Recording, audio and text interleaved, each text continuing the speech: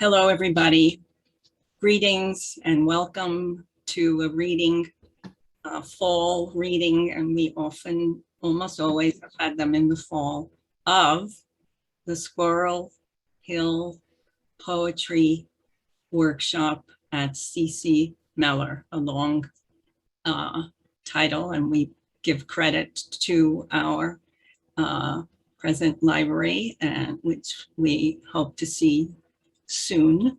And I will tell you a little bit about the Squirrel Hill Poets. And indeed, we used to, the Squirrel Hill Poets were started by a person who lived in Squirrel Hill herself, who started writing poetry when she was 64 years old and decided she wanted to have people who were also writing around her, and that was Sue Samuel Elkin, and she did invite them, and they came. It was 1978, and that was 40 years ago. I was not there, but many people, we go back, as I do, for over 30 years, and that liaison and start,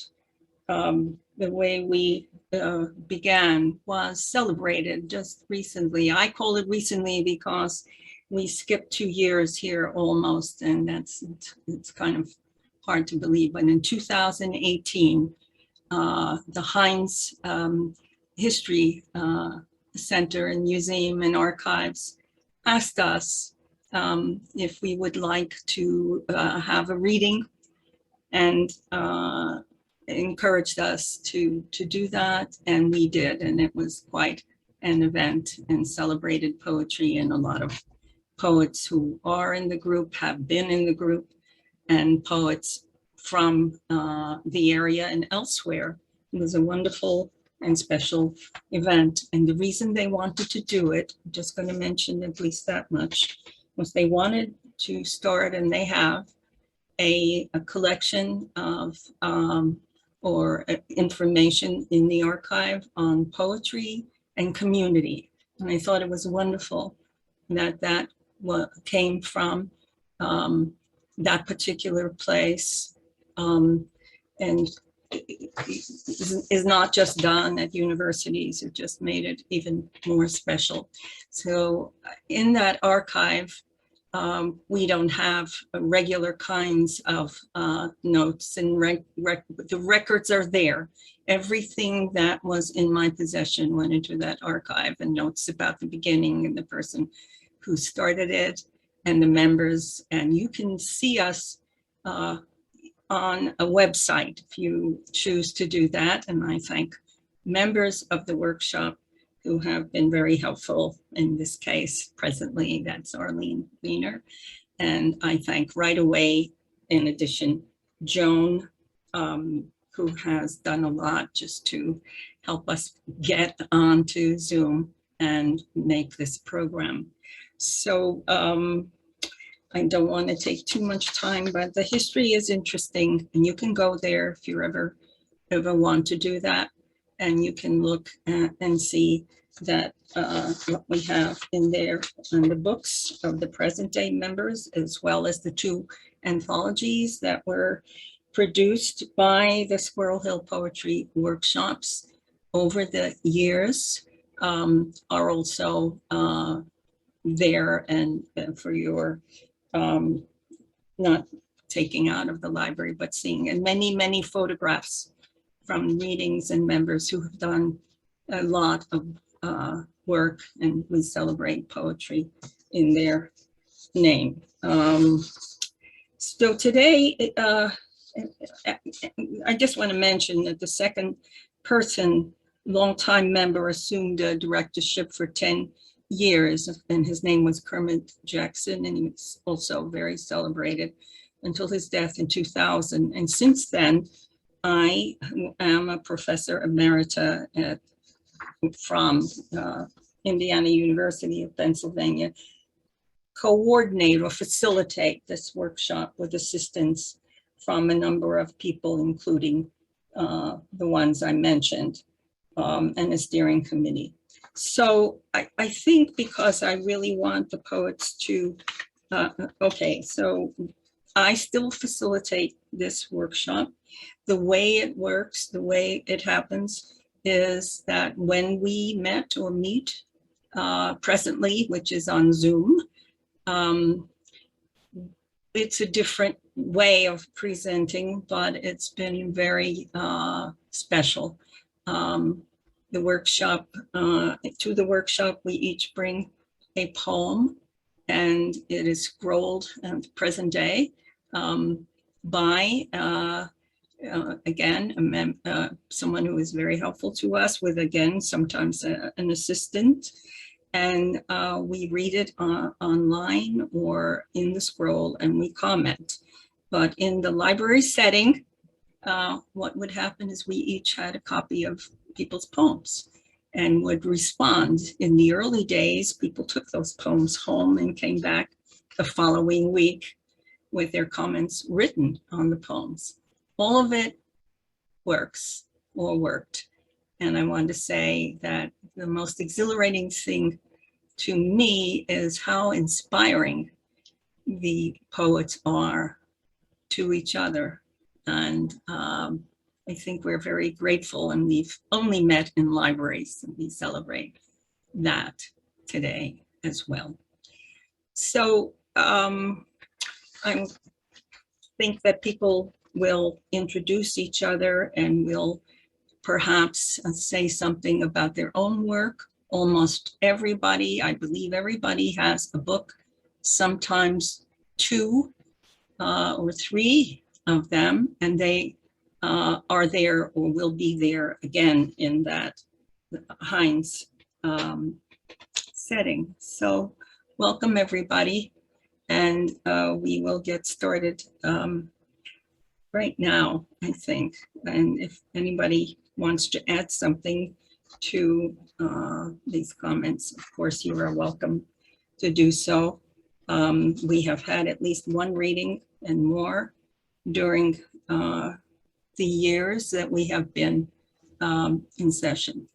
So without further ado, and just to tell you that one of our members who is on the program, who is not here, we will be reading one of her poems when her name comes up in the order that we have prepared here.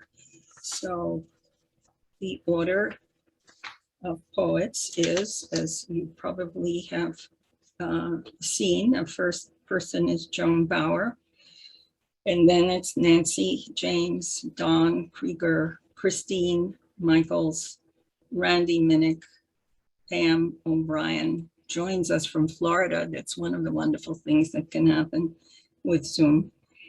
Myself, and a reading of a poem by Joanne Samraney, and Shirley and Arlene. So welcome again.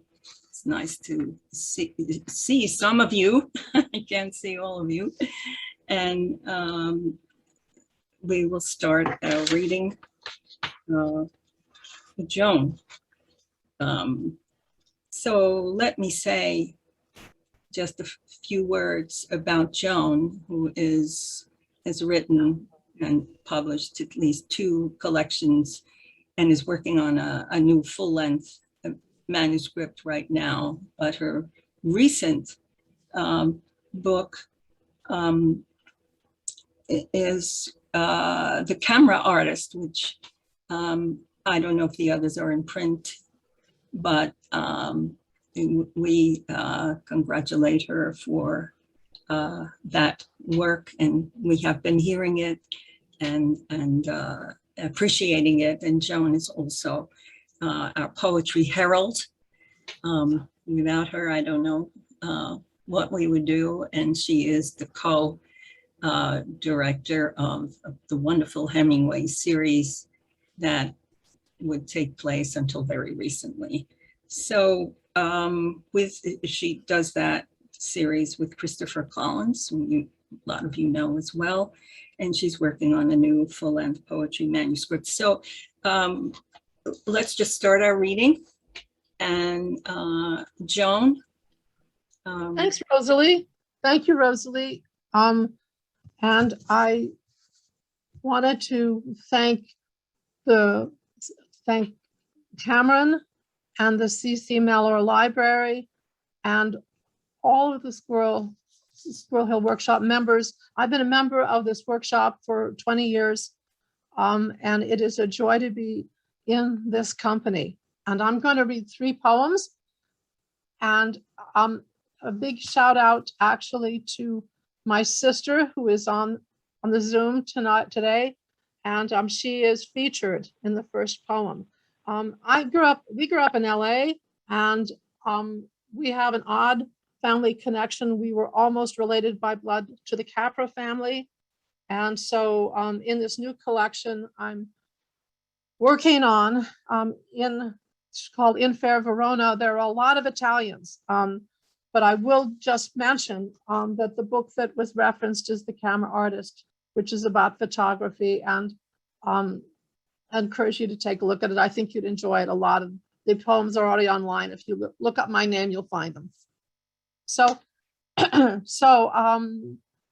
first poem from In Fair Verona, called It Happened One Night. And that's the name of a movie. Okay. Okay. It happened one night, 1934, 1 hour, 45 minutes. My sister's the walking encyclopedia of motion pictures. You can ask her anything. When I ask what's her favorite Capra movie, she doesn't say A Wonderful Life, but Platinum Blonde. My favorite began as Night Bus, a movie no one but Capra and screenwriter Riskin wanted to make. A runaway heiress and down on his luck reporter travel warily together, Miami to New York. No one wanted to play the heiress. Not Myrna Loy, Miriam Hopkins, Constance Bennett. Claudette Colbert didn't want the part either. She wanted to go skiing rather than rough it on a bus. Colbert fought the director every day.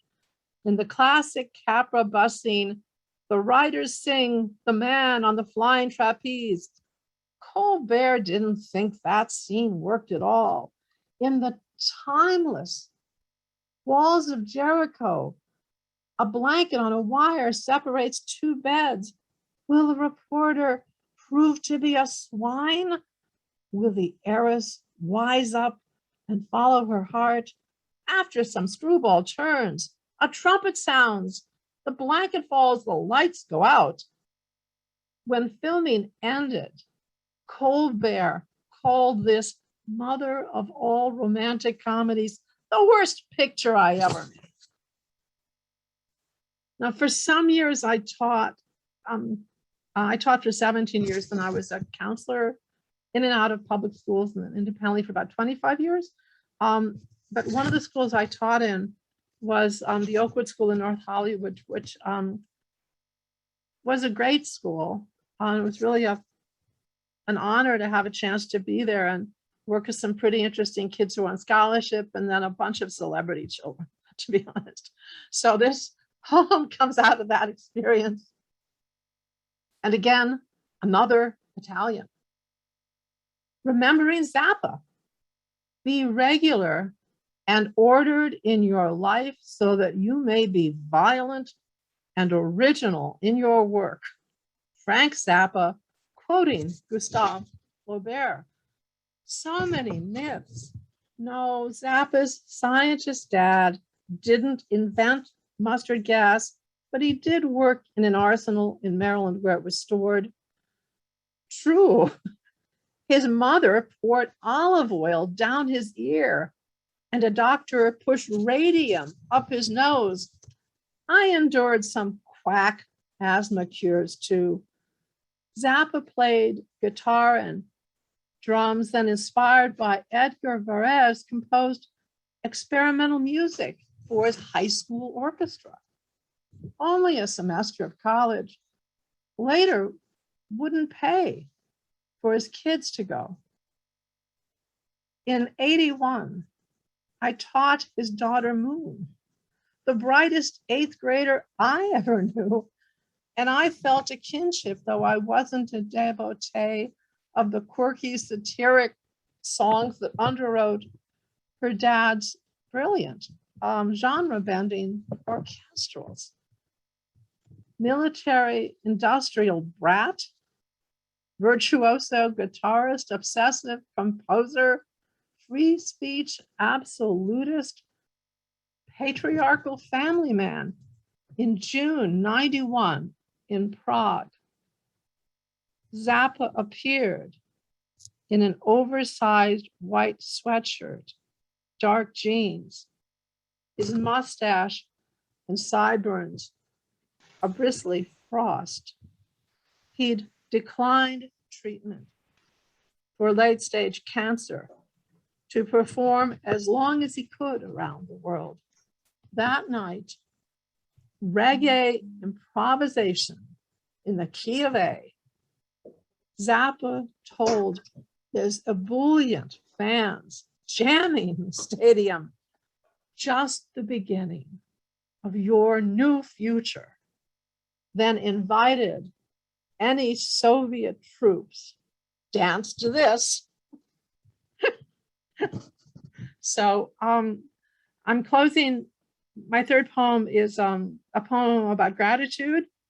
One of Rosalie's favorite subjects, actually. And it really goes out to my family and my sister in LA, who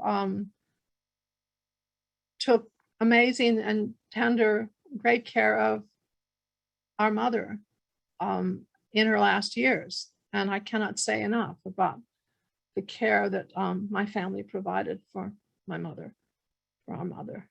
So, and I give myself a little credit in this poem, but I don't deserve much. But I make a little appearance here, but they did all the heavy lifting.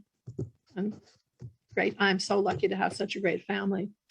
So the title is Wanton Acts of Generosity and Kindness.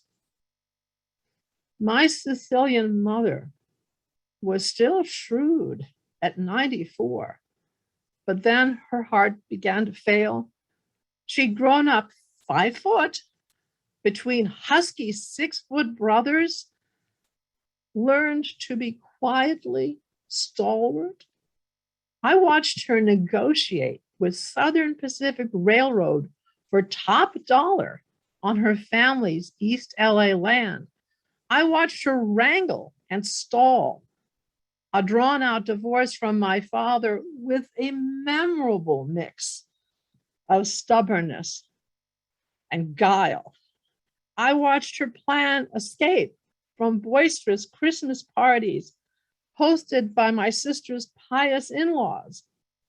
No patience for priests, prayer, platitudes. She'd be gracious for 2 hours, enough for double desserts, then work the room until she found someone to drive her home before yet another tenor sang Ave Maria. As her heart failed, I cut her spaghetti with Brussels sprouts into little pieces. I paid her bills, wrote her checks, leaving space for that elegant but wobbly Palmer method signature. 2 small rentals in LA she leased at bargain prices, sometimes free. My mother left behind some lessons, and no question, she was guilty of a lot, mostly wanton acts of generosity and kindness. Mr. Jennings will have a job soon. His son is with him. They're painting the exterior a little at a time. Thank you, everyone. And our next poet is the remarkably gifted and wonderful Nancy Esther James. Thank you all.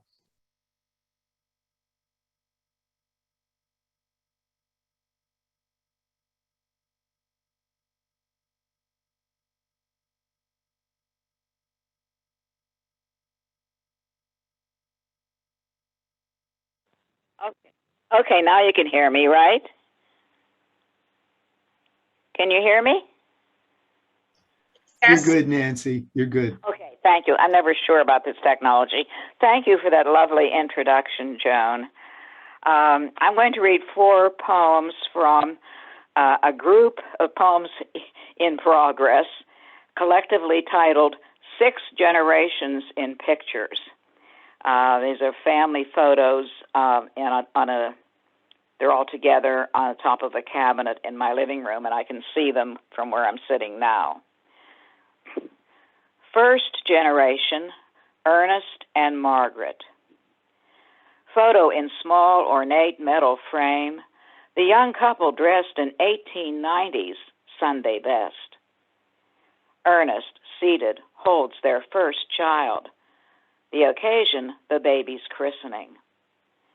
The infant girl wears a white bonnet and a flowing gown 3 times as long as she. He, in dark suit and derby, balances his daughter on his right forearm, steadies her with his other hand, while her tiny fist grips his thumb. Margaret stands at his right. Her attire, dark blue long-sleeved dress topped by short cape with ruching collar. Flowers appear to grow atop her hat. Her hands hang loose at her sides. The tired look on her face, her faraway gaze, bespeak another pregnancy. In a few months, there'll be a second daughter. Each sister will grow up believing she was the one robbed of the exclusive mothering she deserved.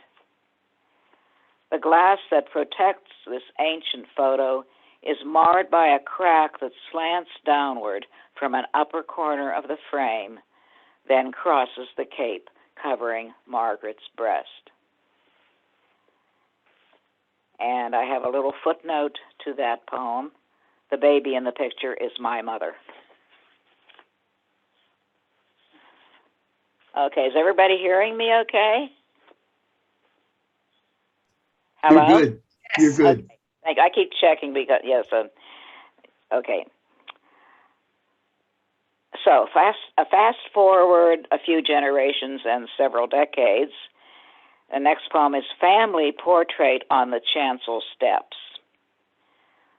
Weeks earlier, Reverend Orr had announced, on Mother's Day, the largest family attending each worship service, 9:30 a.m., 11 a.m., would have their picture taken. We figured that we, numbering 8, had a chance if we made it to the earlier, less attended service.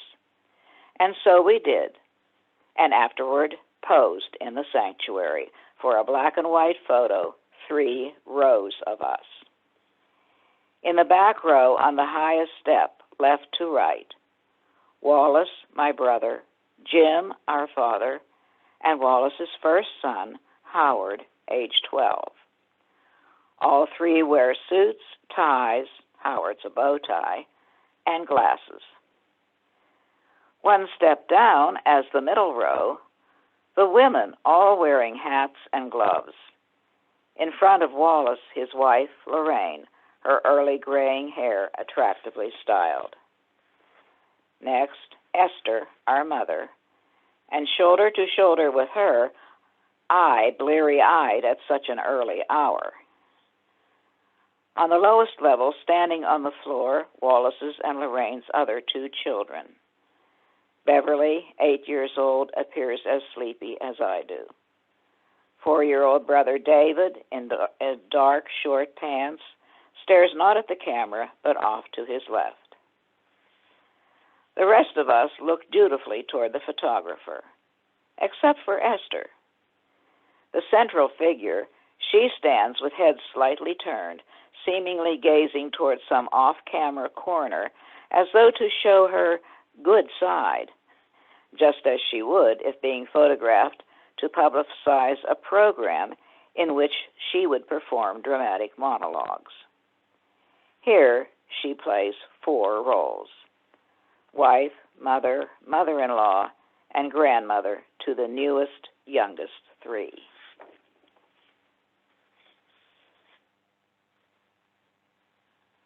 Okay, it's a little more fast forward.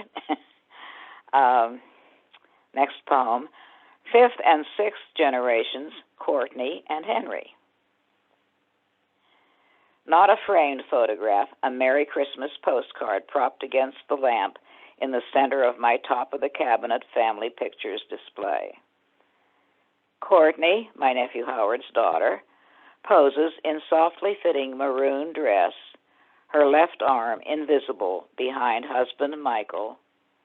He in short-sleeved light blue shirt, his right arm unseen, except for fingers peeping around her waist as he holds her close.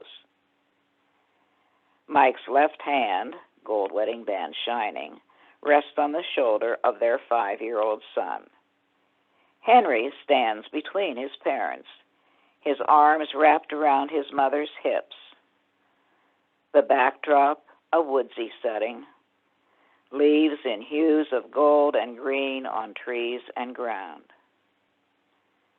Courtney's photographer friend took this picture, and 13 other shots arranged in a collage on the flip side of the card. In one of these, Courtney is being kissed on the cheeks by both her men. Next to that one, a close-up of smiling Henry between his parents.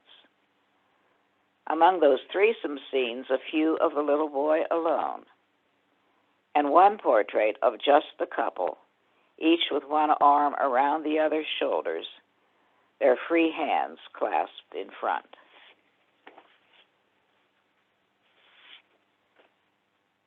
And now this is the last poem I'll read. This is about not just one picture, but many. And Henry is the star here, little Henry. Generation 6, Henry's Gallery.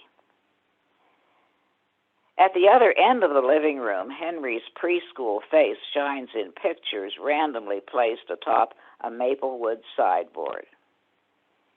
In the earliest one, 4-week-old Henry, wearing blue shirt and pants, lies cradled in the lap of a gigantic white teddy bear.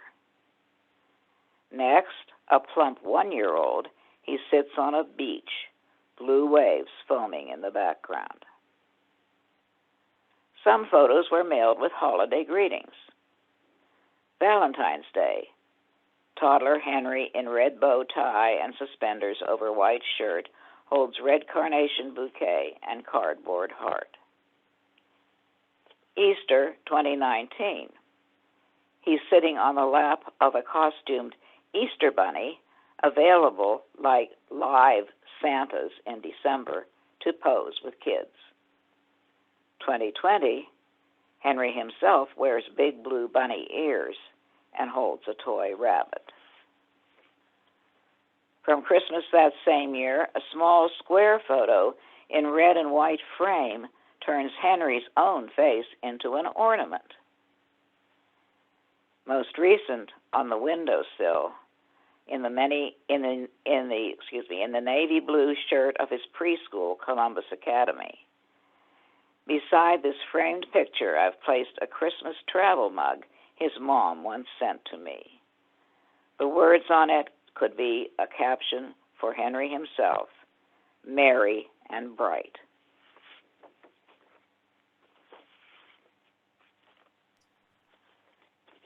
Okay.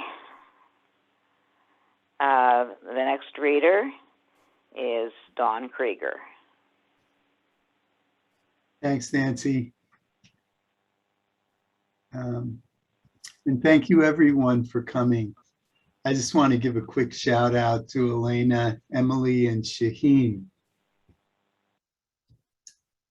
October 27, 2018, Shabbos morning, someone opened fire at the Tree of Life Synagogue. 3 days later, the first of the murdered were buried. One was husband to my coworker and friend. Unveiling. 11 lives taken at the Tree of Life. Hours later and miles away, our writing workshop canceled. Our chance for defiance, however small, gone. I waited at the funeral with hundreds to pass security, newsboys on the street asking with their cameras, who was afraid?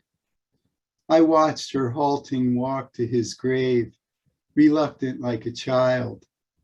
I followed like a child with a shovel full of earth to cover him. I listened to the learned seeking meaning, hundreds crowded into the Beth Shalom basement, police in armor at the entrance. When the doors locked behind us, I noticed the dampness and a draft on my bare neck. Today was 11 months, hundreds standing witness in the warmth beneath the trees. I still live, so I was there.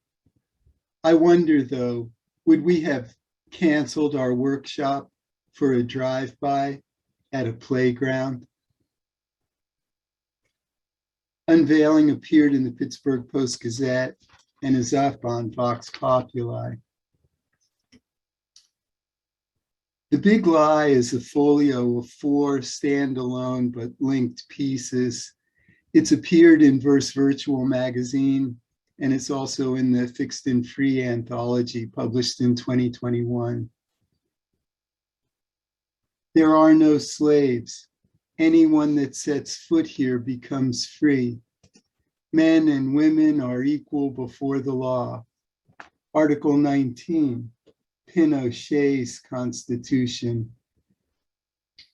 In the beginning, our fathers conceived America in war in the sweet promise, all men are equal. 11 years later, at full term, with a quill dipped in iron gall ink, they aborted their oath to the majority, to enslaved people, the indigenous and the unmale. Even Chile's tyrant did better.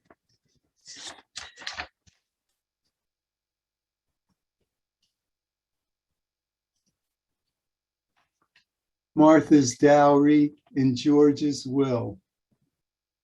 He was one of the few who was not carried away by power, Robert Frost. He was 11, heir to the family farm and 10 slaves. Later that year, he bought 8 more and yet another 7 as a young man. He lived 3 generations. At his death, he owned 123 and 153 more. Martha's dowry doubled in their 20-year marriage. His and hers hostage to the law, destined for return to her first husband's heirs. George's death freed his own, though he left it to Martha to sign their deeds. He was our first king in all but name. Principled and elegant, said Abigail Adams. Afterward from the writing workshop, it's didactic. How many times did someone post the same thing on Twitter today? It tells me what to think. I can't tell if the piece is meant to undercut or support the Frost quote. These from 4 of the 5 men present. The 5th abruptly left the workshop as I read the poem.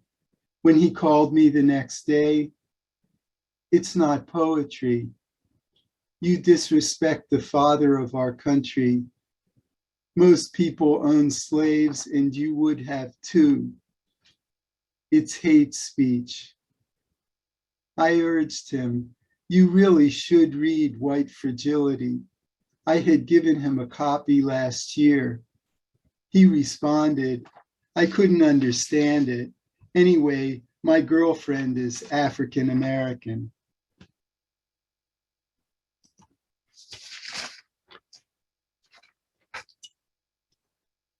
My dear friend, if we had sat together in a Berlin cafe on that Black election day in 32, sharing our art, laughing and learning, I know you would have spoken for evil, though the beast and his brown shirts were weaker then than ours are now. Would you still have spoken so in 33 when their mad master, so like ours, triumphed, or weeks later when their Capitol burned, or the next day when their Patriot Act passed, or the next month when their Manzanar opened? What say you now, so like then, just weeks since our president's darlings, the uncolored beasts, swarmed our Reichstag? Which of us will pick up your tab this time, and what will it be? When is the end of friendship?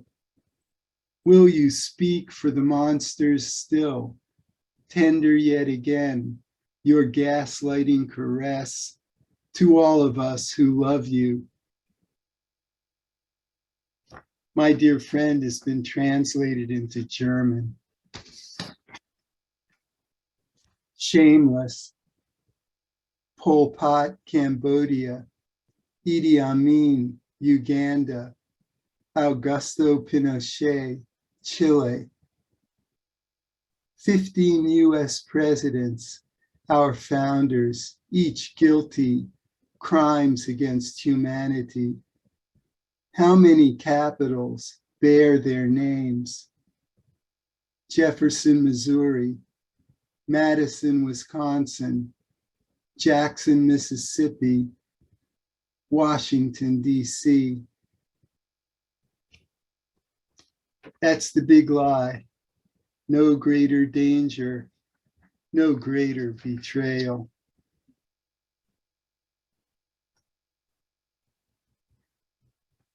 Our next reader is Chris Michaels, a very fine poet.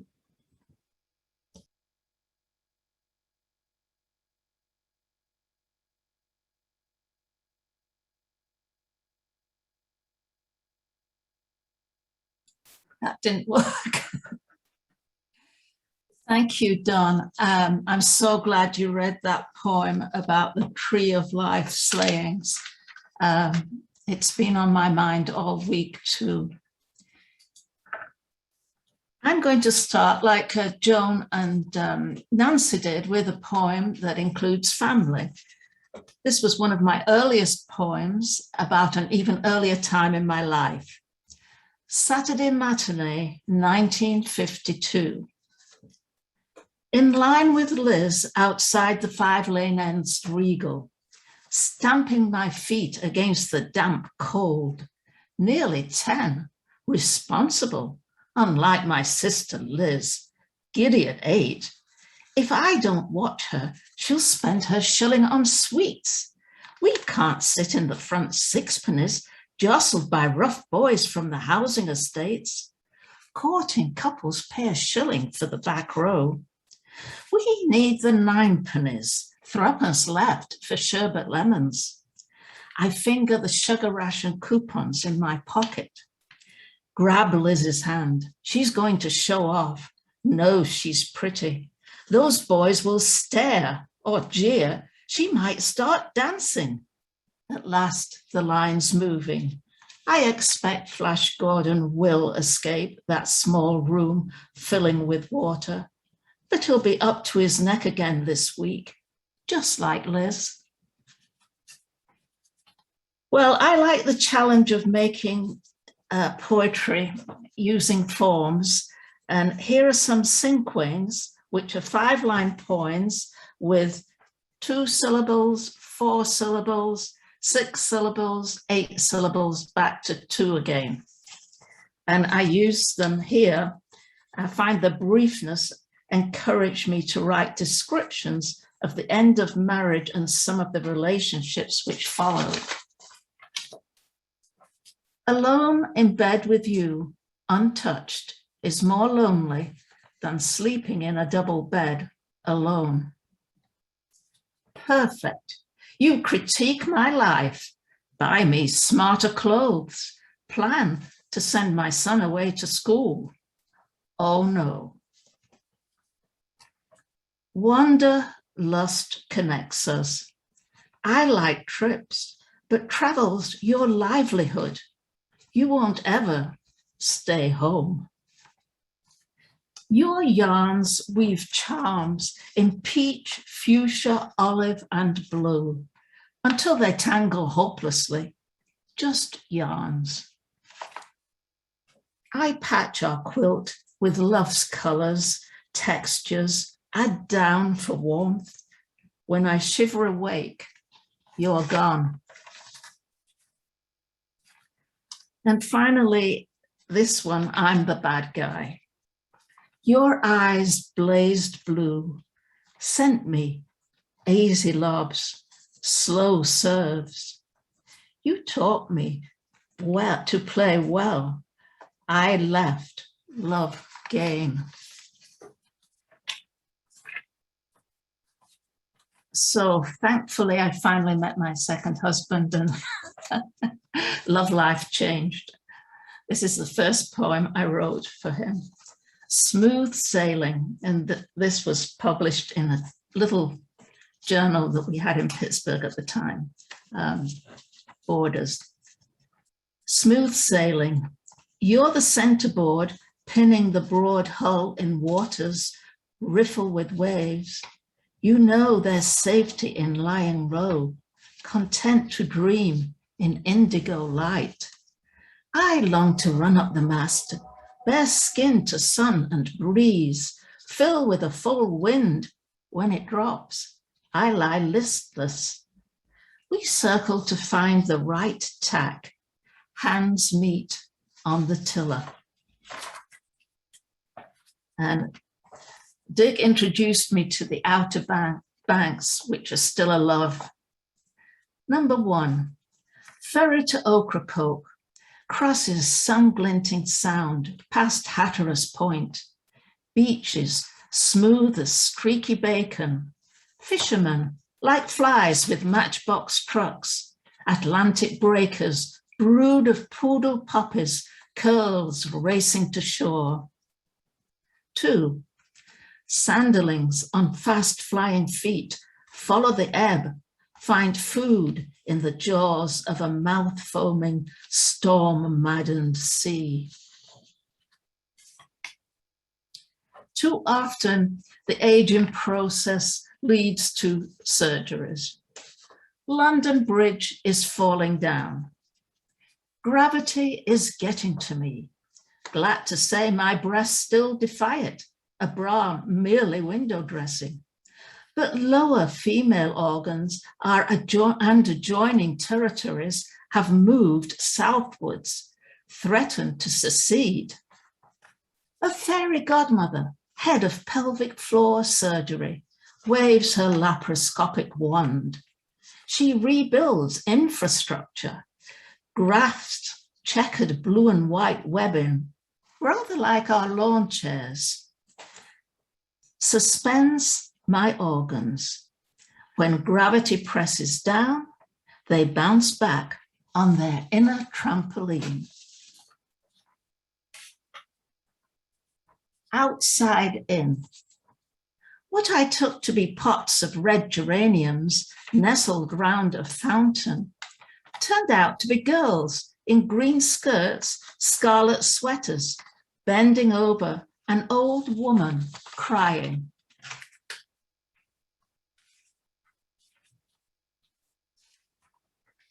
And then 2013, I downsized to the only place that I could find in Oakland that would help me to leave my flourishing garden in Regent Square.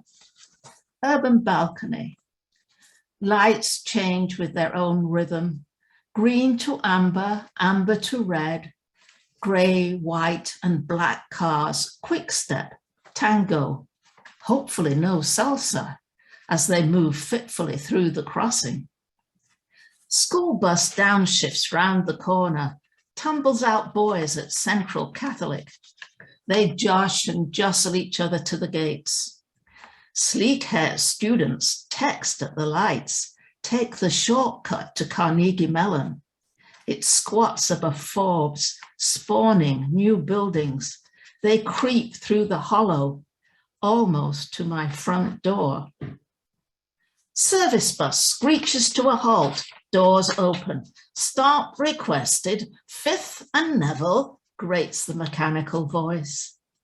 A police siren blares in the distance, followed by a 911 vehicle, its screech rising to apoplexy. Sluggish traffic veers to the curb. I sit on my balcony, eating a soft-boiled egg, retired from the morning rush hour, grateful the ambulance is not coming for me. And my last poem, written a week ago. I stretch towards October sun, no power to burn, burrow my roots for a firmer grip, ready to weather winter. Thank you. And now let me introduce Randy Minnich, a fellow Unitarian Universalist. His crafting is just perfect, but I respect him most for his wisdom and humanity.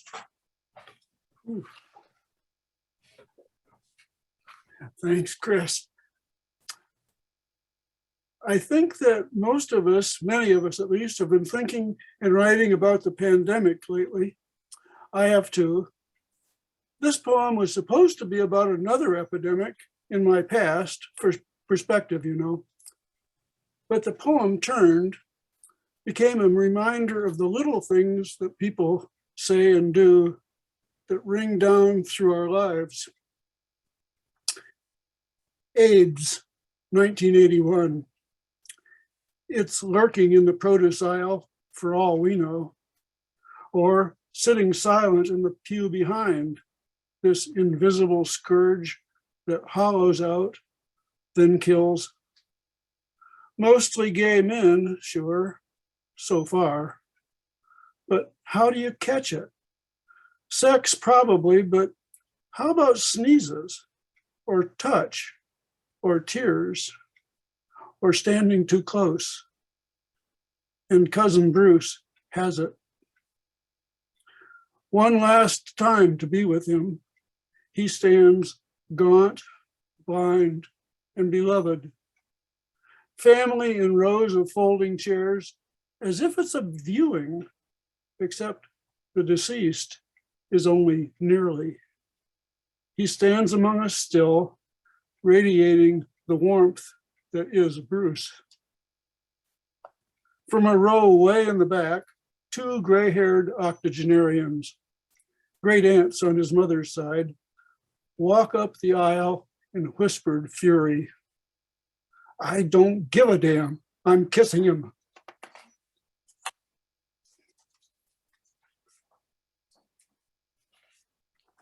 The next one, I guess mortality has been looming more lately. So what do we do with that? I'm learning to say goodbye. Stuckman, Rachel of Plum, 95, peacefully in her sleep. Swartz, Dottie, age 85, after a long decline. Geisler, Donald, 77, of Ross, beloved husband of 55 years. I'm 74. The numbers creep closer. My aunts and uncles have all passed. Colleagues, classmates, cousins, compare what isn't working anymore. We call it the organ recital. Force a smile. Better to laugh, we tell ourselves. Yes, yes, if we must face west, sag resigns into the sunset. To hell with that. There's also east. Did you see the hues of dawn today? Ellie of the Technicolor hair, Matthew's yellow mohawk, Calvin's chartreuse Hogwarts tea, bright colored birds chirping at sunrise, fluttering, flocking, a swirl of young wings. My ears are a tortoise, their chatter a hare. They're apt to escape down some digital hole. It isn't easy to talk with tomorrow. Still, I need to learn to say hello.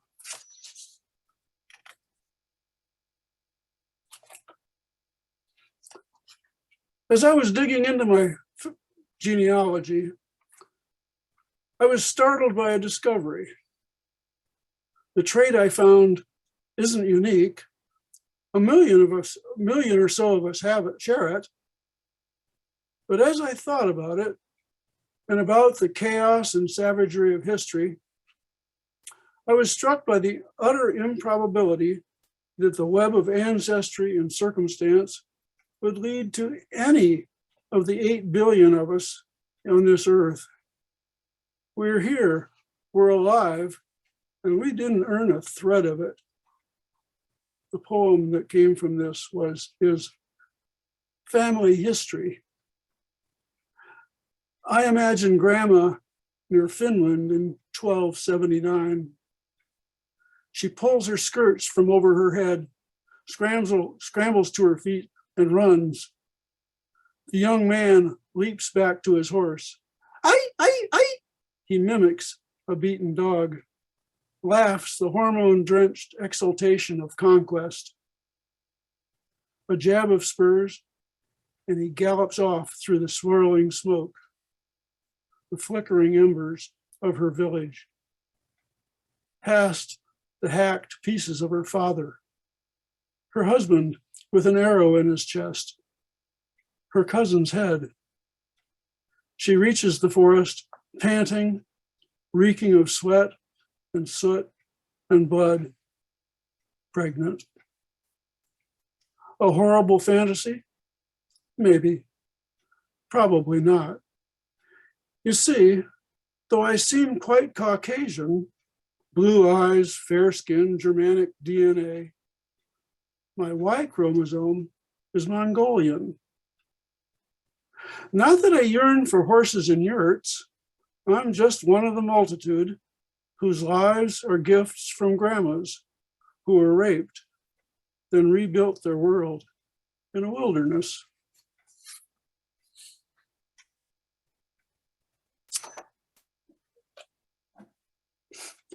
Well, enough about mortality. Let's end with a puzzle and a smile. The puzzle is the black bag. It's a bulbous lump on the windowsill. Could be a hobo's bag left by mistake. Or maybe the fellow is under the window, sleeping in the sun. It's velvety black, bulgy below. There might be a can of soup inside, a tin cup, and dry socks, all tied at the top with a knot. With ears? There couldn't be muscles and bones in there. Jello, maybe. I'll nudge it to see if it jiggles. It unshutters wild green eyes, unsheaths 8 long hooks, yawns a mouse's nightmare, unfolds, and the panther pours herself under a tree. Our next poet is Pam O'Brien, all the way from Florida. Hi, Pam. Hi, everybody. one blessing for me in the pandemic has been that I've been able to stay with the Squirrel Hill Poets because we've been on Zoom, even though my husband and I have retired to Florida. So it's wonderful to be back and get the Pittsburgh vibe going, and wonder if Pitt is beating Miami, but I won't know that till after 3 p.m. I chose 3 poems today, and these are 3 poems that were workshopped in our workshops on Zoom. And I like to do that because that way the people in the workshop can hear what I've done with them. They are also 3 poems dedicated to members of our family, and a little bit of what they have done and what I feel about what they have done during this pandemic. The first poem is going to be to my granddaughter, Maggie. The second one is dedicated to my son who lost his job in the pandemic. And the third one is about my daughter, my youngest child. So the first one is called How to Save Yourself. And this is based on a prompt that Rosalie gave us in one of our workshops to try. So it kind of took a little bit different tack, but anyway, thank you, Rosalie. How to Save Yourself. Maggie, we are living in hard times. Being a teenager, being scared, being alone makes being hard. You are the artist's granddaughter, a blessing and a curse for sure. I offer you this. Find what it is that will feed your soul. A book about Baroque art, a walk to the reservoir, a picnic in your backyard with the dog, a small dinner of soup, bread, cheese. Understand that this won't be your only time of despair. Life is up and then down, rarely balanced for long. Do things that take your mind off loneliness. Do what you can to help someone else. So the next time dark descends, when you lose someone you love, or get sick, or can't find the path, you will be more ready. Learn how to stop, to rest. Most of us spend a lifetime figuring that one out. And as you go on, because I know you will go on, keep writing, keep painting, keep going back over everything that has happened to you so far. Write about it. Every time it will be new again. The next one is to my son, Michael, and it's called Now That My Son Has a Son But No Wife, I Want to Tell Him This. I am so proud that you kept on after she left you, kept on for your son. That's what you told me. Push through the loss, your own poor health, to a sadder, smaller place to call home, with your son there 3 days each week. You've learned how the wounds grief sends heal and then reopen, and you kept on, even when your job disappeared in this pandemic. I want you to tell your boy every day that you love him. I'm not sure I did that enough, and trust me, he won't believe it. He will be scared in this new life sometimes, well, maybe most of the time, and it will be easy for him to forget you love him. But you just keep on saying it. Some days he will say he hates you, or at least hates what you're doing, grounding him, making him do chores. He doesn't really. Just keep on with your lonely self and your love for your son. Draw a new map to where you live. You will be all right, perhaps even more than that. And finally, so you've heard 2 poems, the voice of the mother and the grandmother, encouraging, advising. But I think for many of us, if we have more than one child, there is the daredevil child.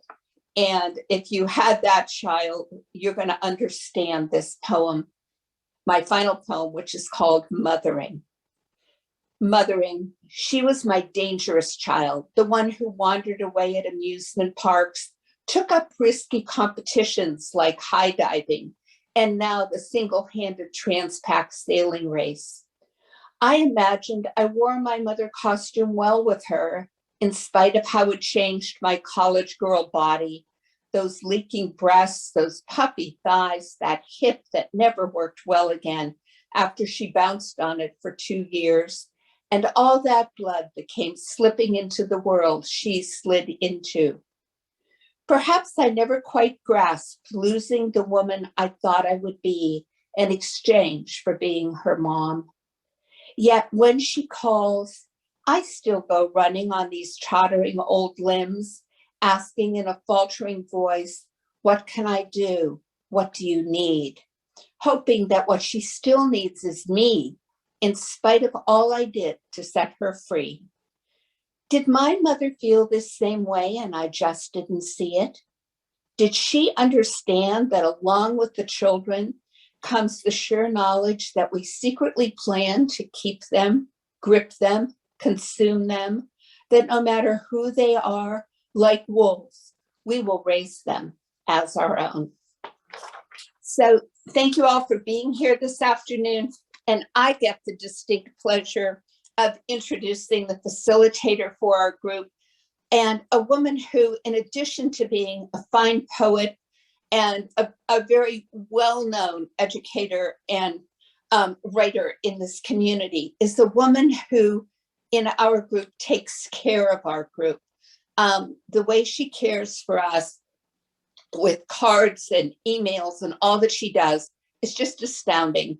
And here is Rosalie Rossman.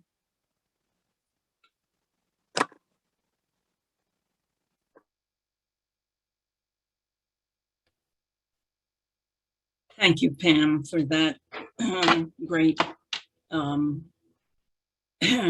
statement and vote of confidence. And I think I want to thank all of you, and I want everybody, I think they must, to recognize how different yet important each member of this workshop is. And that has always been my feeling, is that poetry abounds, and everything is connected. And sometimes we laugh about that, some people who know my work. And today I'm going to celebrate that.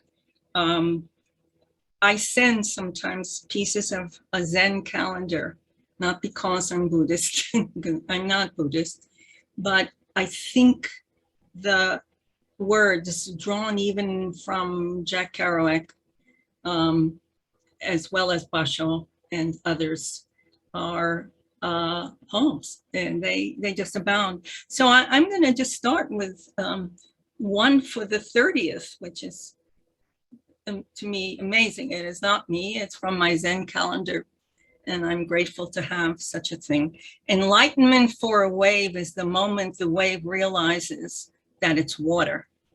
And I think that's a very nice message. So what I'm going to do today is maybe follow that whole approach. And I think sometimes we don't necessarily recognize what we do, and other people probably do that for us very often. I am a witness to that, and it's not just for catastrophe, but it's for other things as well.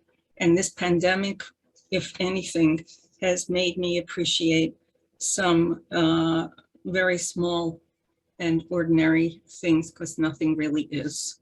So I'm going to start with that, a definite connection to the pandemic, and I'm going to end with something remarkable so far as I'm concerned, and that is I have founded a Center for the Study of Myth, and without going on about that, all of us, after 20 years, that center's re-emerging, and I was asked to bring them a poem and read it at the end of the dedication ceremonies, and that is what I'm going to do today, and to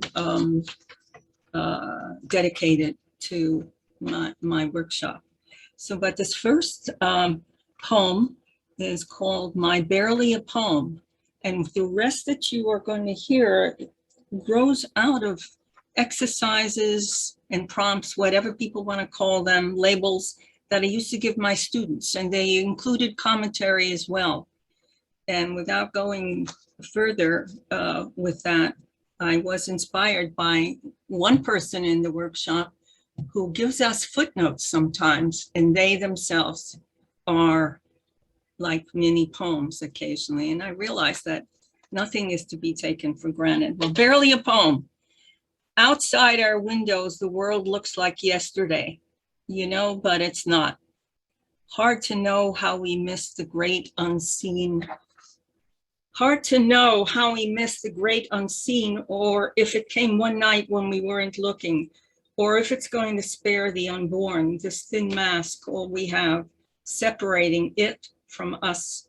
Masks, some now made from old shirts, droop in the middle or the sides. One size will never fit everyone. Here, for beginnings and endings, they are in place around the ears, inside, more than a cheek of weeping. And now I will begin to read a couple of poems from this series. So when I say exercise 20, that's in what looks like prose on the page. And that's an exercise or a prompt or whatever people want to call it.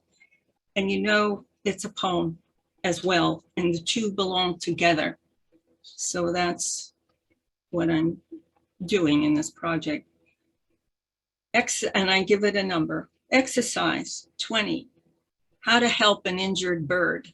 Sometimes we become unexpected experts. We know a lot about little things, or we can know a little about a lot of things. Some people never want to stop and ask another person directions. Often we believe that someone knows more than we do about how to mount butterflies. Nabokov was an expert. Sometimes we have ridiculous information or a family special recipe. I was asked once about my Greek grandmother's Greek pancakes. No one could do them. Think about directions you were given about saving something, postcards or an old shirt. A short-term memory. George Orwell used to recite Hopkins' poem, The Farrier, in a foxhole to keep himself from popping up while under target fire in World War II. Think about the most important information you have about saving something that might help someone. And what it looks like the poem itself. How to help an injured bird. Check out any bird that's lying sideways on the ground by your house. Fall is when many birds fly into windows. Now, first prod the unresponsive bird's legs. Keep the bird warm. Remember, a great city sidewalk could leach out body temperatures. Put the bird in your pocket to warm it up. You shouldn't worry about disease. Find a little box or paper bag. When birds go into a dark, quiet space, they rest. So just wait. A brown paper bag is a perfect bird ambulance. Let the bird gather itself for an hour. Just sit there. Wait until it becomes alert. Then go take it to a park with a water source and let it go. Try never to throw the bird in the air. Just let him leave. It will. And you just try to sit there. Receiving a love gift.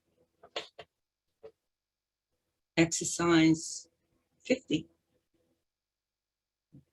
Give the history of some everyday thing in your life. Make it into a treasure, the story of a special dish or familiar object. Charles Simic has a poem about a stone, about getting inside the stone. You can enter the world of a thing and say what it's like, or watch someone else respond to a gift and imagine your own response to that same object or experience or delight. Imagine what a person is feeling without asking them. There are lots of examples of poems and poets who just do that. Sometimes you're so moved by poems that do just that too, and you can continue your own story or narrative from where they stopped, or you can write your own response to a similar object or delight. Imagine an object is the whole world or a new world. Start and stop wherever you like to emphasize what you want to in your poem. You don't have to do all the steps. Stop when your poem takes over. Freeing the imagination after a clay and life workshop. Freeing the imagination. We made stories, stones, and blessed them in the field. But they are the field, my teacher said. She is writing a poem after 2 years of no poems, a rhapsody on John's painting of a lemon. My stone is in my purse, and I wonder if a stone is comfortable, if it has a life of its own, and what that means. I want to let the things someone made speak. I want to ask my teacher questions about the painting of the lemon. Does it take up the whole canvas, or does it get to be a statement in a lower corner? Does it get to be a statement in a lower corner? I want to ask if there is a tomato or apple on a table, or a white tablecloth, or sky in that painting. I want to give away my stone to someone who will put it in their purse or house, or on a canvas. And I want to say, take this to keep you calm. Take it with you to the jungle. Let it sing you to sleep. But I must wait. I cannot give away my stone, though I have wrapped it and I am ready. I am reminded it's all that made it through the fire. I want to tell my teacher, I know the painting in brown paper is enough of the world with its extra promise. It is manna from heaven, as a gift always is from a person in paper bag is enough of the world. Who makes something, makes even a stone. The lemon tells my teacher what's left in the world. His love, hers, always fresh. The lemon in the painting isn't asking for love. And now something you will recognize. This came in a recent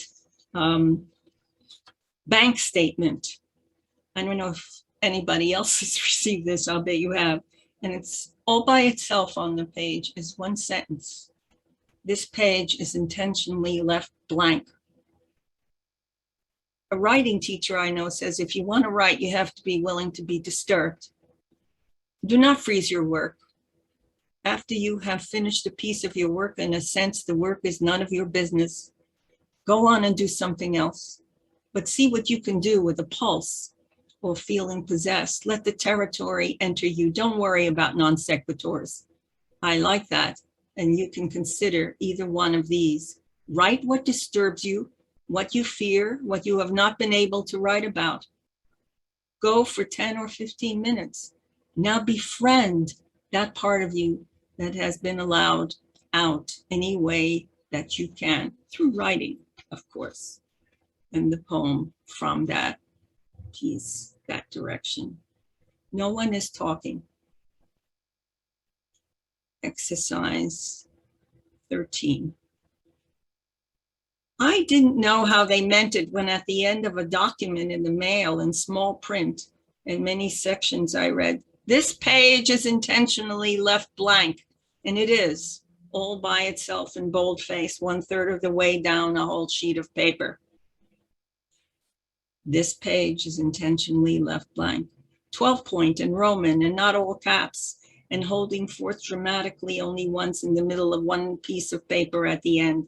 This page is intentionally left blank. And I keep going back to see what I could see, if there is more of a prairie or a bird, but there is not.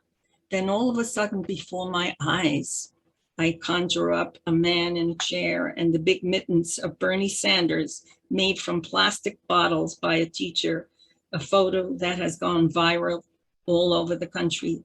This page is intentionally left blank, but that is not enough.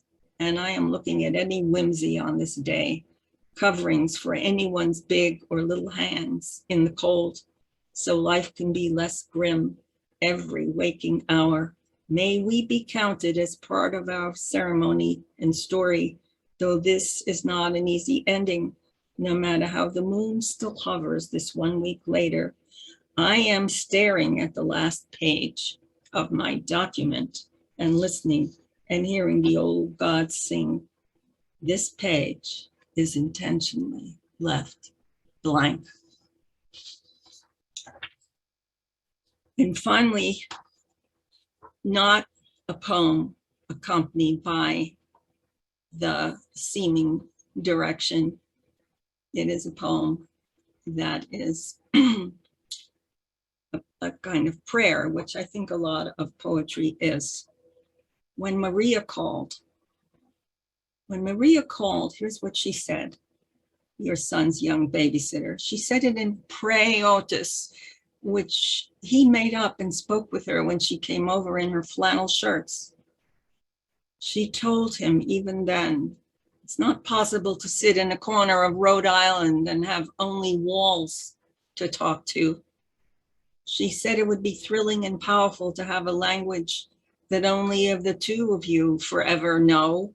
And she said this herself in his language, but she was then even too young to know her own wisdom of saying and speaking the way a 3-year-old would understand, with crayons and music and games in Praeotis. And when he was little and screamed because the circus in town was rained out, she then told him to wait, to please wait.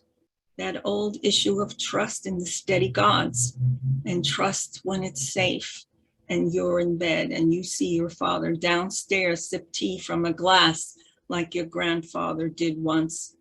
She wanted to remind him, I think, that we're not past telling old stories. And while the raging goes on and on, we need invention.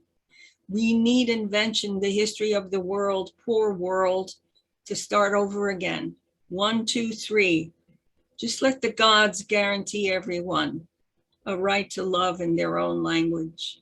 Go forth, sing in your Praeotis, she said. Let your song teach us every day, neither to laugh at nor kill one another. And I'm amazed at how the fragments stay with you. And if you connect deeply enough, that turns into something else. So the first part I read of these pieces, some of these pieces for you, was connected to thinking about the process and then finally doing those things that I had asked other people to do once upon a time. I'm going to finish here with Ardette, a chant poem for myth. Again, a direction. See Apollo's face in your dream. See it in Olympia in fields of stone, doors everywhere in every museum, and sing a lament for Adonis, who has a foot in Athens but a marble hand in Paris. In your dream, kneel before the gray shrine built by an unknown Cleopatra on Delos in front of a parched museum for visitors. See Eleusis, where you can imagine yourself dancing near a blue stream for Demeter.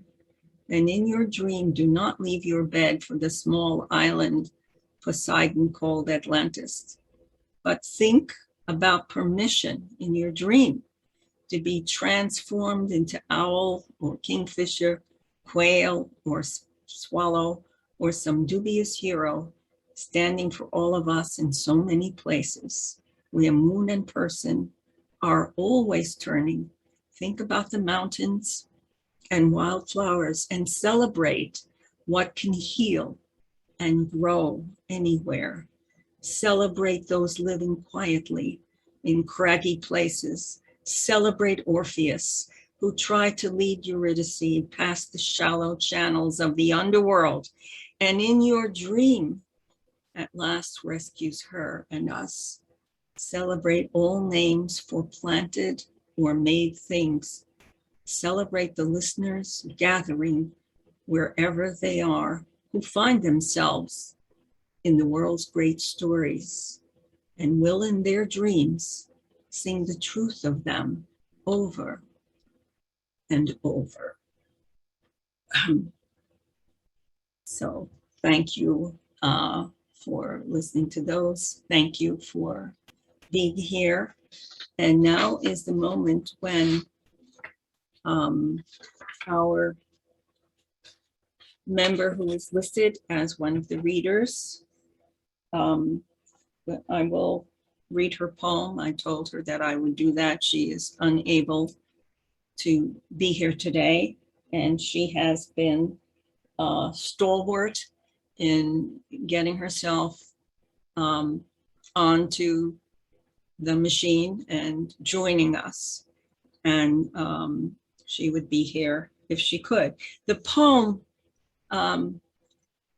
for the season is aptly called, and she did not write it for now, Black Cat. And I'm happy to share it with you. So this is Joanne Samraney, whose last book in 2021 won the Acorn Kaiser Award. Perhaps it comes from that. No one loves you. They say you're an omen. I say you're sleek as midnight, a stranger knocking on my door. Your eyes a promise of emeralds and escape from my grandmother's small bathroom, where I peek through a cracked door at my uncle bathing in her claw tub, where I imagine being chased by a grizzly bear and flushed down the cesspool of lust with other drowned animals. Anything can happen in the dark. I am the buxom blonde can-can dancer on my shower curtain. My eyes are lined in black. My lips are painted red. The little guy in my hand is as naked as his desire. I am ready to make a meal of him. There is one feather left on that proud rooster. I'll pluck it out, then toast his flabby flesh until it sizzles. Anything can happen in the dark. I smell strawberries in the distance, smiled wine on my sheets. I am drunk with the music of dreams. I dance through a garden of wheat, pick and mill the best for him. Our communion is holy. Anything can happen in the dark. We are all black cats waiting for the snow to melt. So thank you, Joanne. And I hope that she gets to see and hear this reading.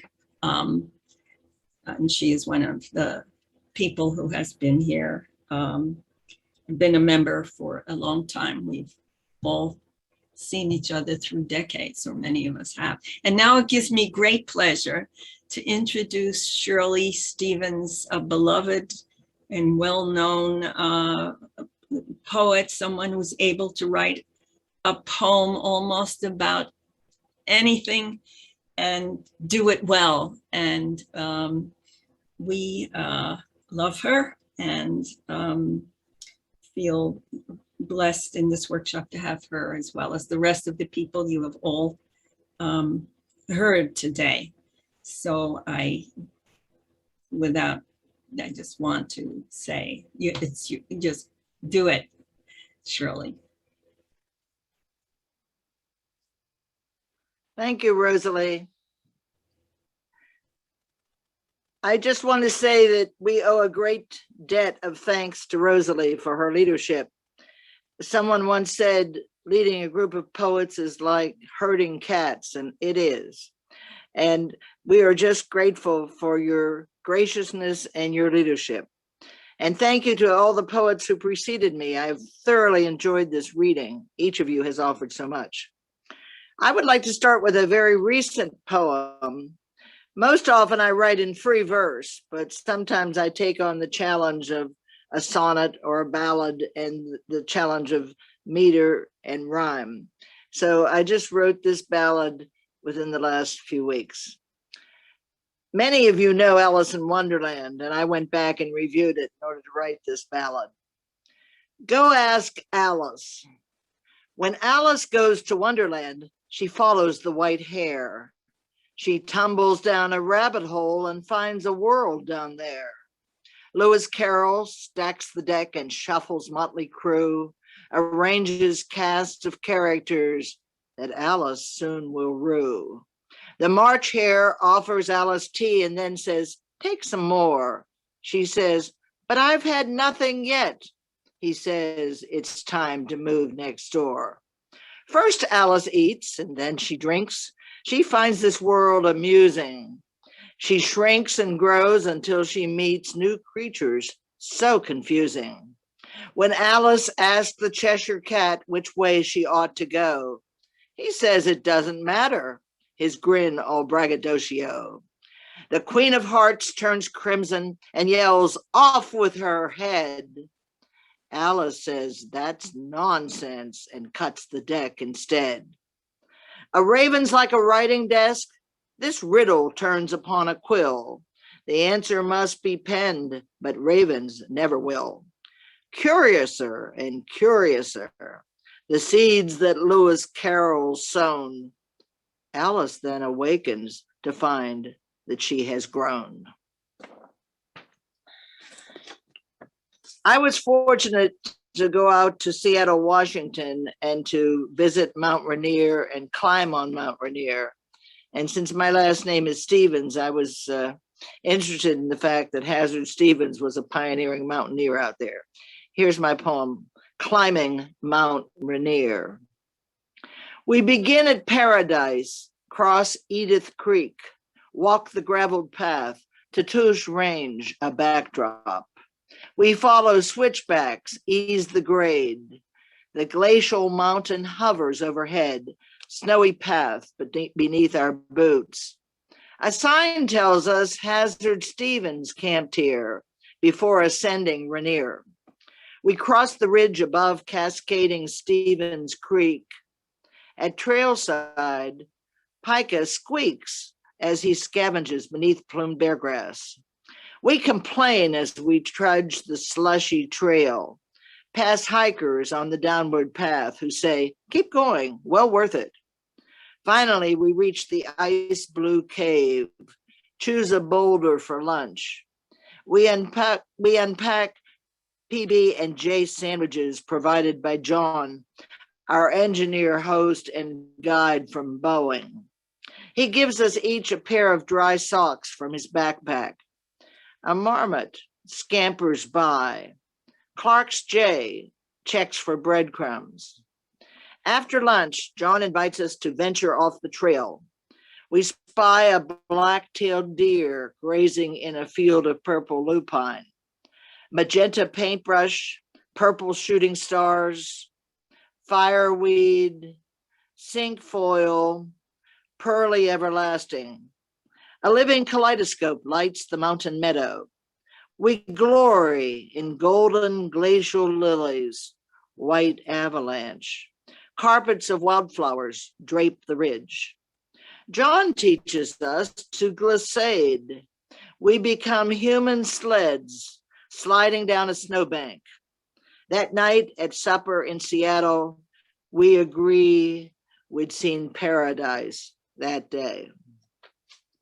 And for my final poem, I think all of us have certain people we really admire, and I enjoy trying to capture some of the people I admire in a poem. This is a tribute to Ruth Bader Ginsburg. The notorious RBG. Ruth, you are Wonder Woman, sharing stamina, intelligence, longevity. Master tactician, hand-to-hand combatant, you wield the lasso of truth on the court. T-shirts proclaim, you can't have the truth without Ruth. You often carried a canvas tote bag stamped with the words, I dissent. A founding member of the Justice League, you fought for those who could not fight for themselves. Born and bred in Brooklyn, you were not sculpted from clay by Queen Hippolyta. Instead, you claimed kinship with a rapper, the notorious B.I.G. Together, you kicked in the door. Mounting an elephant in India, you sat behind your friend, Antonin Scalia, said you helped distribute the weight there and on the court. Diminutive, you turned out to be a giant. insisting we the people meant all the people. You would like to have been an opera virtuoso, but instead became a rock star, as Chief Justice Roberts acknowledged in his eulogy. Battling cancer, you wore a fanny pack to hide the portable chemotherapy device. The day after your husband Marty's death, you were back on the bench. Precision was your byword. Never 4 syllables when 3 would do. Your voice was soft, but when you spoke, people listened. Asked when there would be enough women on the Supreme Court, you responded, when there are 9. I think it's a great deal of fun to write poems and play with words, and we're very fortunate to do this. It's my pleasure and privilege to introduce Arlene Weiner. She's an exceptional poet. She adds so much to our workshop with her acuity and insight when she critiques poems. I really value her suggestions. She's a MacArthur Fellow, and I think she is a wonderful gift to Pittsburgh as a poet. Arlene? Thank you so much, Shirley. That's a McDowell Fellow. MacArthur would be money, but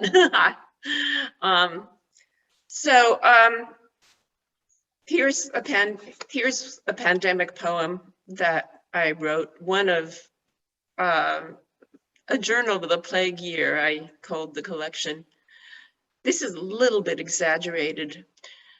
These days, as girls we trained for these days, keeping our distance, indoor languor, waiting in patience, bespoke garments on a hanger, waiting to be worn.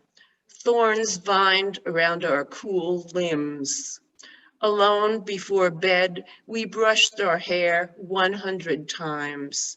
We shone through windows behind veils.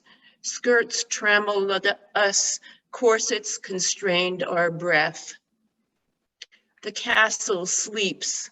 Now granddaughters and grandsons await the kiss of a needle to wake them to life, to busyness, release them from these days.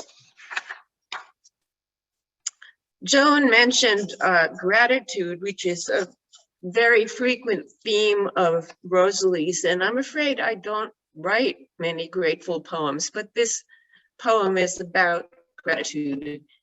Because we are not angels, why not thank God for gravity in which we move and have our being, as fish swim, drink, and taste the sea, their fins like prayer flags fluttering? Why wish for flight? Each step a fall forward, we trust as gannets trust the air, launching from bluffs, relying on our mothering planet's pull, each 1 foot in front of the other day. And why not wonder at number and all the natural laws? Being fallen, we pause to feel the heart's pulse, to feel the heart's chamber's pulse, only when its meter fibrillates, falls. This poem, I decided to read this poem after Joan spoke of her mother's wobbly signature. It's called Lament for Cursive, and I thought it was about something else, and it is about something else, but it's also about how my mother couldn't sign her name after she had a mild stroke. Lament for Cursive. My mother looks up, sees atop her closet in the nursing home a photograph of my brother and me that she tinted by hand. Look at the pictures. When I see them, I'm happy. Starlight is coming toward us from extinct stars. In those days, we dressed for photographs, a special occasion, so my hair's tight permed, soon to relax into its usual straightness. We all have plans for a treehouse in a tree that fell on the wires next door. We all carry keys to a house that burned down. Look at the pictures. Look. And this poem is, I don't feel that I usually write to prompts, but this one is written to a prompt that Rosalie read just now about writing about something old and making something of it. Something old. My plate is palette-shaped for whimsy and the convenience of a diner standing in a crowd when we had more friends, less room. A college friend gave us the set. She brought me peonies for my birthday, the first I'd ever seen. They looked like the tissue paper flowers I'd made in brownies. The first year of grad school, we were neighbors in Cambridge, across a parking lot that turned to mud in March. We rode to classes in her roommate's boyfriend's Porsche, me folded in the back, Polly at the wheel, swigging turpentine hydrate along Serpentine Mem Drive. The plate has a recess to receive a cup so it could be held one-handed, while the other hand gestured in the passionate exchanges of those years. But the cups have predeceased. Some of the plate's bright triangles are losing color, but they still please. I learned to drive the next year. Polly married Dick, had daughters, divorced. My friend took a terminal MA to write, published poetry and novels, one adapted for the screen, starring Liam Neeson. Almost every day at lunch, I cut tomatoes, peppers, purple cabbage, place them, alizarin, crimson, cadmium yellow, viridian, aubergine on my palette plate. And the last poem I'm going to read, and I want to thank again Cameron and the other people from C.C. Miller's who have sustained us, I mean, really sustained us during this time, and all my friends in the workshop. You may have heard of Facebook. Okay, this is, and its algorithms. This poem is called, Once Again, Facebook Suggests That I Friend Someone That I Know to Be Dead. Simplify, simplify, said Thoreau. The yard needs pruning. The city charges now to take yard waste, so branches and twigs already fill 3 cans and threaten to block the alley. The malady of too muchness. I've amassed so many books that I'll never live long enough to read half, and indeed many are half read. And if I friend the dead, will they be good friends? Will they ask for recommendations, start GoFundMe appeals, tell me they're traveling, need a paid up Amazon card? The shades, Homer reports, stretch out their arms to the living. Facebook reminds me of Don's birthday, Dorothy's. I think Facebook is sorry for the dead, thinks they need more friends, more activity. Sometimes I post to Don to tell him opera news or of a new adaptation of Gatsby. Don, I remember your white teeth, your California smile, the Rhode Island beach we went to, a long drive from Cambridge, because there the sun set over the sea, as you said it was meant to. Thank you very much. Thanks everybody for their readings.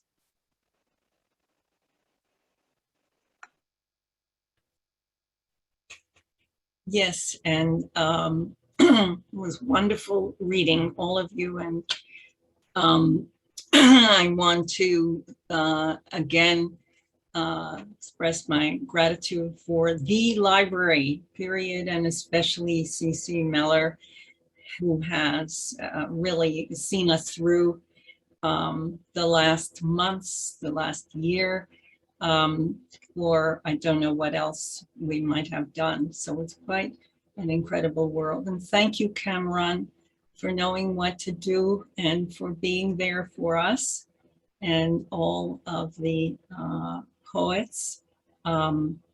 It was great to hear you again, and in the context of our usual workshop setting, and to share that with the audience. So audience, though we can't see you, we thank you for being here. You are welcome. And here's to the poetry news and the people who write it, read it, and live it. All the best. And I think we will close for now. Keep on trucking, everybody. Keep on writing and being. Thank you. Time to depart. Okay.